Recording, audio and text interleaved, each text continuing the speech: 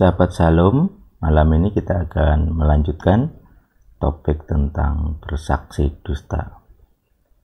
Jadi kali ini kita akan membahas tentang syahadat 12 atau yang sering disebut pengakuan iman rasuli.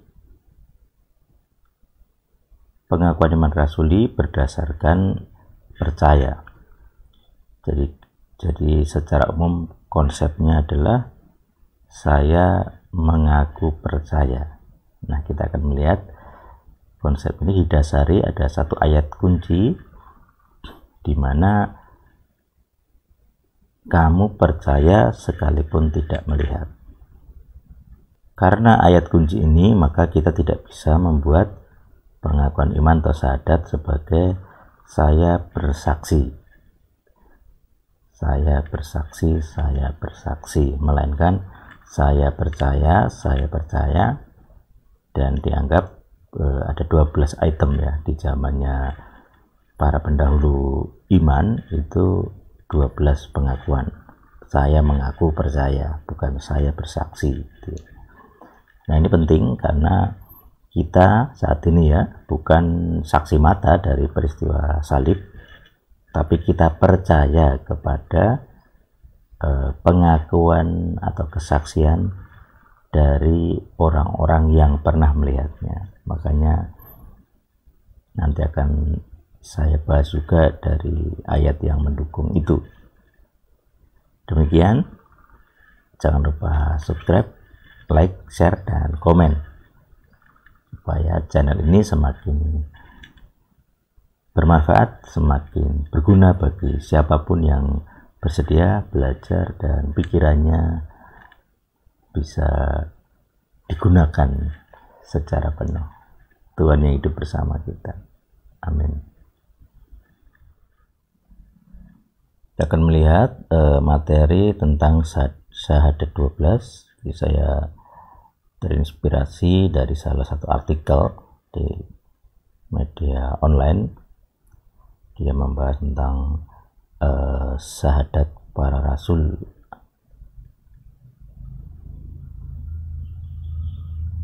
Jadi syahadat ini dianggap intisari ajaran atau pokok-pokok ajaran yang harus diimani.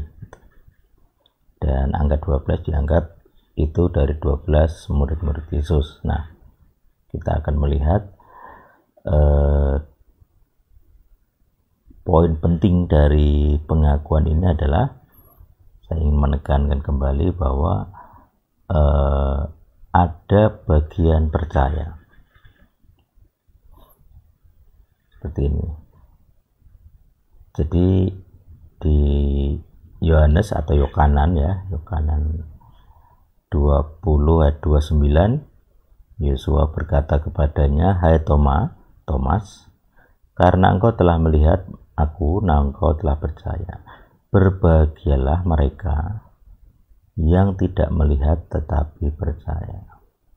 Jadi para saksi yang di abad pertama, mereka akan melihat ya, bisa melihat. Mereka melihat, mereka mendengar, mereka menyentuh. Nah, jadi kita bandingkan di sini. Jadi Thomas itu kan melihat ya. Melihat. Nah, kita lompat sebentar. Nah, di sini di 1 Yohanes, di penulis 1 Yohanes, dia mengatakan demikian, apa yang telah kami dengarkan, apa yang telah kami lihat, apa yang telah kami sentuh, kami saksikan, kami persaksikan. Jadi di sini seseorang yang bersaksi itu harus mendengar sendiri, melihat dengan mata kami sendiri, dan menyentuh dengan tangan kami. Gitu, di sini tangannya. Jadi kalau ada orang yang mengakui iman, mengakui sesuatu yang tidak dia lihat, dengan istilah bersaksi, nah itu yang jadi masalah. Karena kita saat ini kan tidak menyaksikan. Kita tidak menyaksikan Yesus disalib. Tapi yang kita percayai itu murni karena mempercayai saja. Mempercayai apa? Mempercayai kesaksian dari orang-orang yang sungguh-sungguh melihat. Misalnya gitu ya. Di sini kesaksian dari Yohanes, penulis 1 Yohanes mengatakan dia itu sabda kehidupan. Ini kesaksian karena mereka yang mendengar, melihat, menyentuh. Kalau sekarang ada orang yang bukan saksi mengatakan Yesus bukan Tuhan, bukan sabda kehidupan, nah itu berarti kan dia bukan saksi. Dia tidak melihat Yesus, dia tidak mendengar dia tidak pernah menyentuhnya. Maka kesaksiannya itu palsu. Itu. Dia bisa tidak percaya, silahkan. Gitu ya. Tapi kalau dia mengatakan saya bersaksi, nah itu jadi masalah. Misalnya begini, saya bersaksi dia bukan Tuhan, nah itu yang jadi masalah. Gitu. Jadi kalau orang-orang di sesudah abad pertama mengatakan tentang kesaksian dari abad pertama, itu berarti dia berdusta. Tapi kalau kita bilang saya percaya kepada kesaksian dari orang di abad pertama, nah itu perumusan iman yang benar. Makanya istilah yang dipakai di dalam ini ya, itu pengakuan iman, bukan kesaksian iman. Ini beda. Makanya kalau kita lihat ada orang misalnya mengakui gitu ya, si A adalah satu-satunya Tuhan, saya bersaksi Tuhan A, Tuhan B, Tuhan C adalah satu-satunya Tuhan. Nah ini yang secara bahasa salah, secara makna salah, dan tidak sesuai dengan hukum ke-9, yaitu bersaksi dusta. Kenapa? Karena bersaksi itu harus begini, mendengar sendiri, melihat sendiri, menyentuh. Nah ini dengan panca indera. Kalau punya bau ya dibaui gitu ya. Nah ini kesaksian. Jadi kita itu mempercayai kesaksian orang. Lalu apa indahnya kalau hanya sekedar percaya? Nah kita yang disebut dibuktikan dengan saat ini hidup Anda sendiri.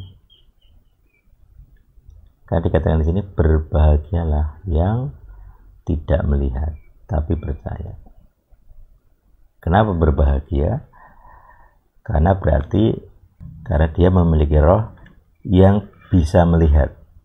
Nah ini konsep abstrak yang ada di balik itu.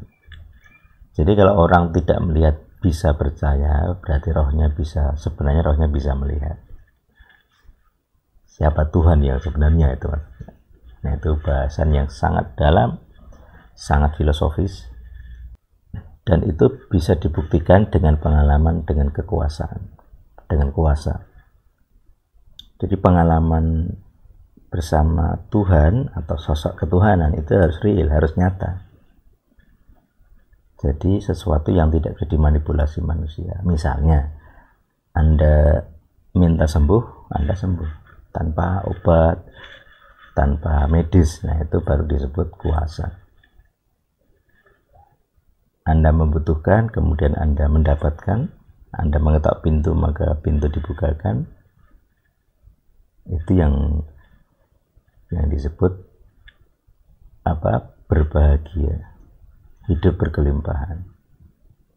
Kalau Anda beriman, beragama, hidup Anda tidak berkelimpahan, Anda tidak punya pengalaman-pengalaman spiritual yang adikodrati, nah itu jadi masalah.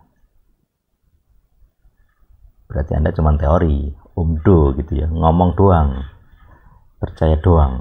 Jadi iman itu harus ada buktinya. Bukti ini tidak harus dilihat orang, artinya Anda sendiri yang bisa membuktikan. Makanya dalam komunitas El Sadik ini ada yang namanya ngetes power, ngetes kuasa. Siapa Tuhan yang paling kuat? Gitu ya. Itu nanti berkaitan dengan filosofi pemuridan. Tapi intinya saat ini yang kita Belajar adalah ini, benar-benar. Kalau Anda bukan saksi, jangan pernah bilang bersaksi. Kalau Anda bilang percaya, silahkan, tidak ada kesalahan makna, tidak ada kesalahan bahasa. Tapi kalau kita tidak melihat,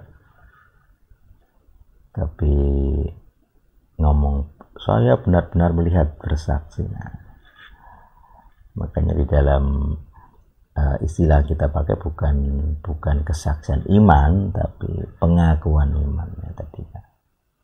Oke, demikian. Silakan direnungkan, silakan diresapi dan diamalkan. Semoga Anda memahami, semoga pikiran Anda mulai terketuk gitu ya. Tuhan yang hidup selalu bersama kita. Amin.